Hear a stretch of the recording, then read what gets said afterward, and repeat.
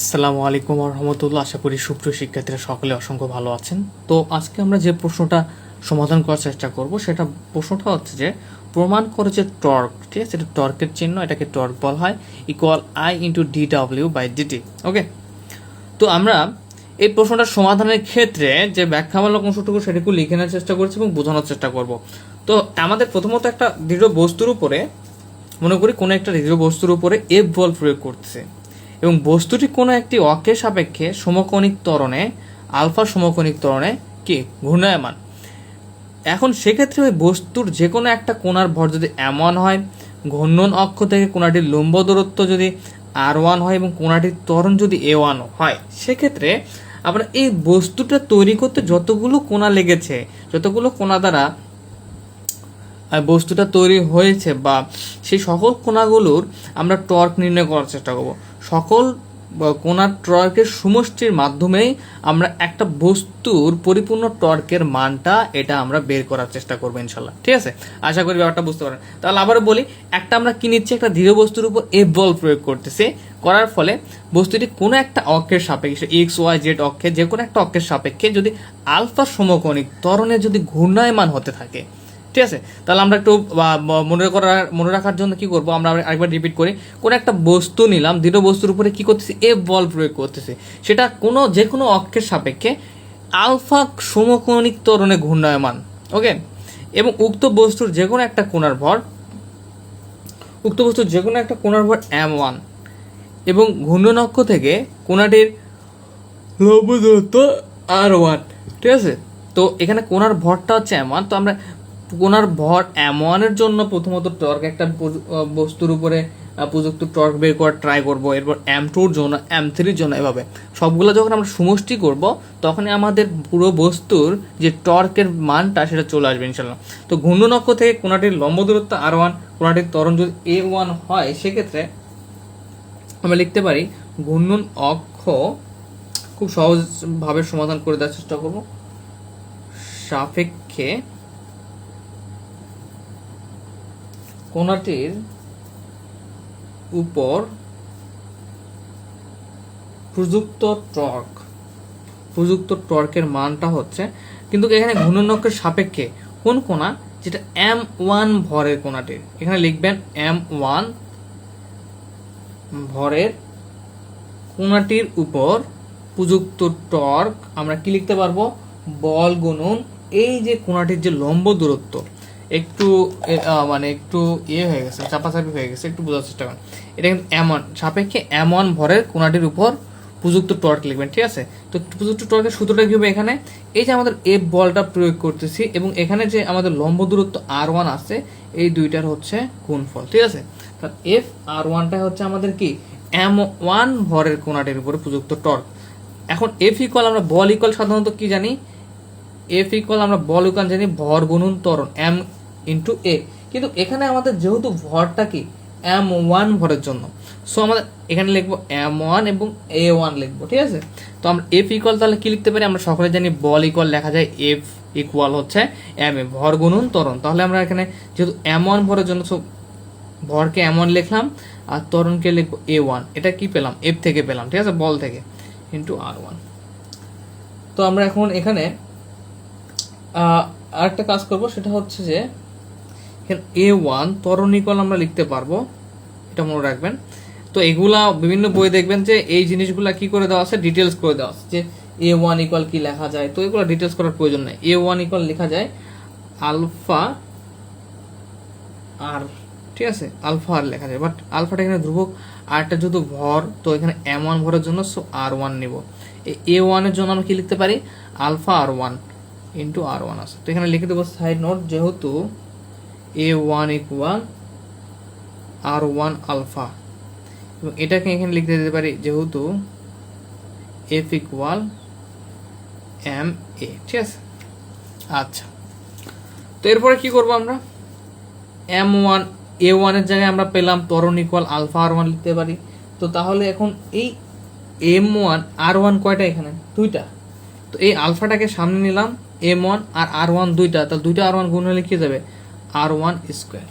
তো আমরা একটু খেয়াল করেন, ঘূর্ণন অক্ষের সাপেক্ষে যখন M1 কোণাটির উপর প্রযুক্ত টর্ক, তখন আমরা M1 ভরের জন্য পাচ্ছি কি আলফা M1 R1 স্কোয়ার। তো ভরটা যদি আমরা M2 নেই দ্বিতীয় কোণার ক্ষেত্রে, এখানে যে কোনো একটা কোণা নিচ্ছি সাপোজ, এখন দ্বিতীয় কোণার ক্ষেত্রে যদি M2 ভর নেই তাহলে কি হয়ে যাবে আলফা M2 R2 স্কোয়ার। তৃতীয় ভর নেই যদি M3 ভর যদি নেই তাহলে কি হবে আলফা M3 R3 স্কোয়ার। চতুর্থ যদি নেই M4 তাহলে কি হবে আলফা M4 R4 স্কোয়ার। ঠিক আছে, তো এভাবে কি হবে কন্টিনিউয়াসলি আমরা ভরের মানগুলো পেয়ে যাব। তো একটা বের করেছি, এখন আমরা লিখতে পারি যে অনুরূপভাবে, কারণ এখানে আপনি যদি M2 ভরের জন্য দেখতে চান তাহলে F এর মানটা কি আসবে M2 A2, R1 এর জায়গায় আসবে R2। তো এভাবে তাহলে M2 R2 R2, এখানে আলফা M2 R2 স্কোয়ার হয়ে যাবে। তো আমরা বুঝতে পারছি, তাহলে লিখব অনুরূপভাবে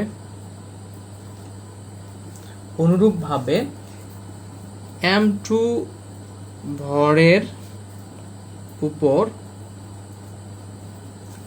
কি প্রযুক্ত টর্ক,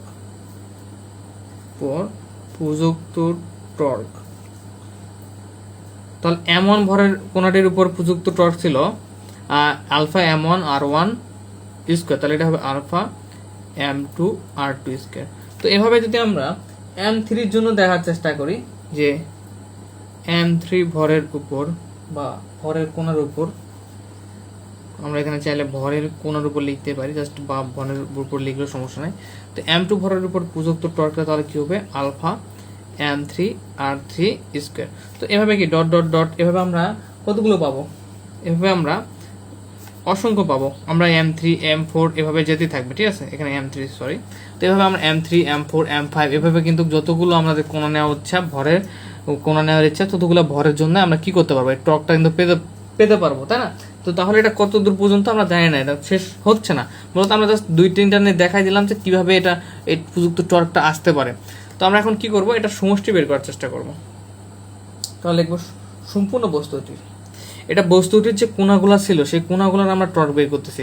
এখন সম্পূর্ণ বস্তুর টর্কটা হিসাব করতে গেলে এই কোণাগুলোর টর্কের আগে হিসাব করতে হবে, করে কোণাগুলোর টর্ক সমষ্টি করলে সম্পূর্ণ বস্তুটির পাবো। সাপোজ মনে করেন যে একটা 10কে ভাঙলে মনে করেন যে 10টা এক যোগ করে কি হয় 10 হয়। তো এই এক যোগ করতে করতে আমরা কি 10 পেলাম, তাই না? তো তাহলে এই 10-এর মনে করি কোণা হচ্ছে 10টা এক, যেগুলোর যোগফল হচ্ছে সমষ্টি করার ফলে আমরা 10 নামক একটা সংখ্যা পাচ্ছি। এভাবে চিন্তা করতে পারেন। তো আমরা সম্পূর্ণ বস্তুটি লিখবো এখন সম্পূর্ণ। তো প্রচুর প্র্যাকটিস করতে হবে, প্র্যাকটিস ছাড়া কিন্তু এগুলো মনে রাখা পসিবল না। সম্পূর্ণ বস্তুটির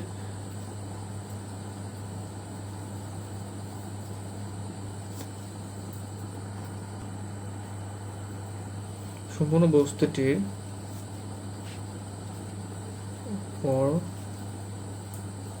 প্রযুক্ত টর্ক, ঠিক আছে, লেখার একটু বাজে বরাবরের মতো। প্রযুক্ত টর্ক ইকুয়াল কি লিখতে পারবো, টর্ক বা ভ্রামক সেম জিনিস। তো টর্কটা আমরা সাধারণত এটা দ্বারা প্রকাশ করে থাকি।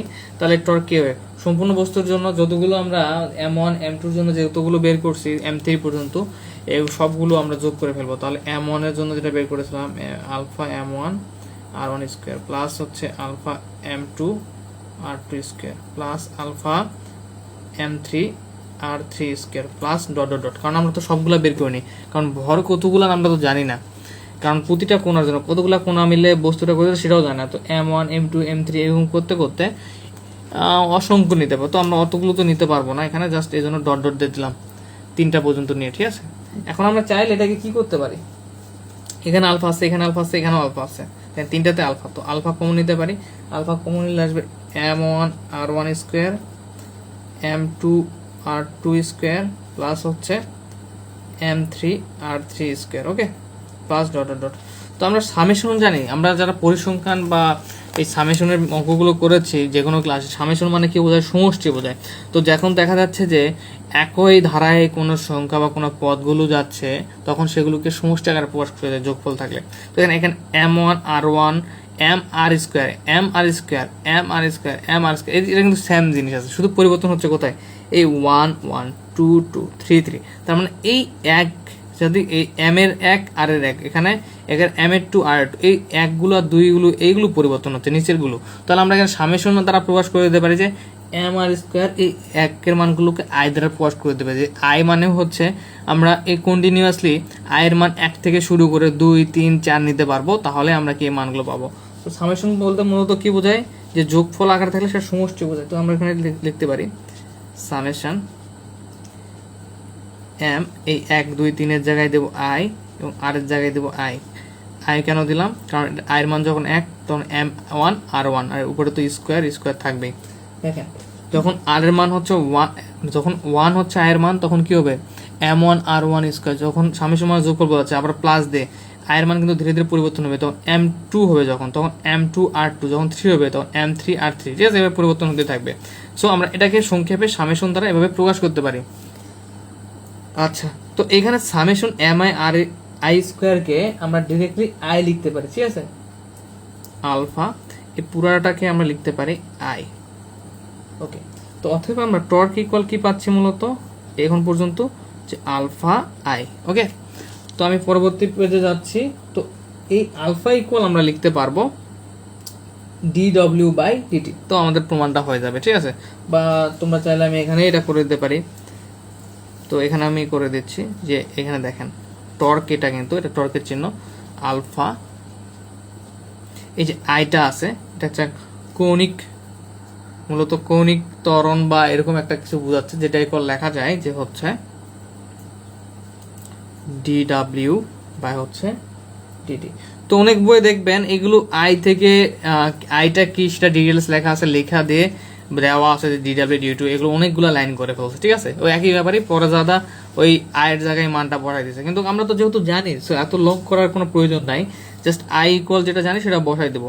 তো এখানে লিখবো যে যেহেতু, সরি এখানে মিস্টেক হয়ে গেছে একটু, এটা হচ্ছে আমাদের আলফা ইকুয়াল হবে, ঠিক আছে, তাই তো, সরি এই লাইনটা আমি পরের পেজে করি। তো এখানে আমরা কি পেলাম, টর্ক ইকুয়াল আলফা আই। তো আমরা আলফা ইকুয়াল লিখতে পারি dw/dt, ঠিক আছে। তো আমরা একটু এ পেজে লিখি, ওখান থেকে এখানে। তো আমরা তাহলে প্রমাণটাই দেখিনি, সরি মানে মিস্টেক হয়ে গেছে। তো আমার শেষের লাইনটা কি ছিল, যে টর্ক ইকুয়াল হচ্ছে আলফা আই। তো আইটাকে রেখে দিলাম, আর আলফা ইকুয়াল লেখা যায় dw/dt। তো আমাদের মনে প্রমাণ হয়ে গেছে, dw না, এটা d ওমেগা, ঠিক আছে। আচ্ছা, তো আমার মনে হয় যে প্রমাণ হয়ে গেছে। তো এ পর্যন্তই আজকে ক্লাস। তো আমরা এখানে লিখে দেবো, যেহেতু এই আলফাটা হচ্ছে আলফা ইকুয়াল আমরা লিখতে পারি dw/dt, যেটা বললাম যে অনেক বই দেখবেন যে আলফা ইকুয়াল এটা কেমনে আসলো, এগুলো অনেক বিশ্লেষণ করে দেওয়া বা একটা লাইন দেওয়া আছে, এটা ইকুয়াল এটা লিখতে পারি, এটা ইকুয়াল। তো আমরা ডিরেক্টলি এখানে বসাই দিয়ে সাইড নোট করে দেবো, তো যেহেতু আলফা ইকুয়াল dw/dt লিখতে পারি। তো আমরা প্রমাণ হয়ে গেল যে কি টর্ক ইকুয়াল আই dw/dt, বা প্রশ্নটা এভাবেও থাকতে পারে অনেক সময় যে ঘূর্ণনশীল কোনো বস্তুর গতিশক্তি রাশিমালা প্রতিপাদন করো, সেক্ষেত্রেও একই জিনিসই এইটাই দেবেন, যে টর্ক ইকুয়াল আই dw/dt। তো আশা করি ক্লাসটা আপনারা বুঝতে পেরেছেন এবং এনজয় করেছেন। ইনশাআল্লাহ নেক্সট ক্লাসে আবারও দেখা হবে। আসসালামু আলাইকুম।